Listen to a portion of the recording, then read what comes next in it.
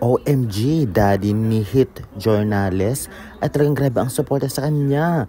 Cup-hit fans na din. Well, ating pag-uusapan yan. Kaya before that guys, please naman, huwag niyong kalimutan mag-like, comment, subscribe, and pa-hit notification bell for more PBB Celebrity Collab Edition 2.0 updates. Maraming salamat. Subscribe na. Nang eviction night nga ay sobra ang support ng daddy nito ngang si Hit Journales.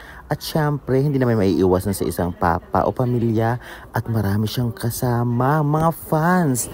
Grabe din siya dahil kapit fans siya. Dahil hawak-hawak niya pa ang isang pictures kung saan ay talaga namang magkasama sina Hit at itong ngang si Caprice or Kapit. At napaghahalataan ang daddy ni Hit na talagang Kapit fans din dahil nga kitang-kita naman natin na maganda ang personality at pinapakita nitong si Caprice sa loob ng bahay ni Kuya. Kaya naman syempre susuportahan niya ng kanyang daddy dahil maganda ang feedback. Ganun pa man, grabe din ang support ng kapatid ni Hit sa kanya na talagang inubos pa ang 13-month pay o bonus para lamang iboto ang kanyang kapatid. Siyempre kapatid niya yan, susuportahan niya yan. Kaya syempre congratulations din dahil nanalo at hindi na sayang yung 13-month pay ng kapatid nitong si Hit.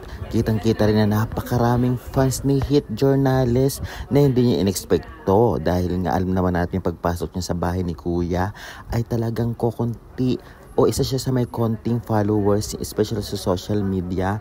Ngunit tinalo niya at nagustuhan siya ng taong bayan at dahil dyan binoto siya at natalo niya pa itong si Marco at Anton sa botohan.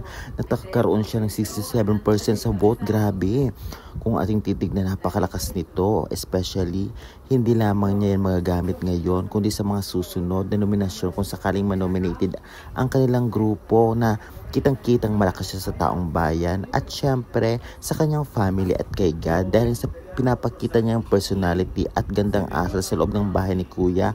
Kagaya na lamang itong si Caprice na talagang botong-boto ang daddy ni Hit kay Caprice, kaya Kapit fans din. Anong sa inyo guys? Comment na.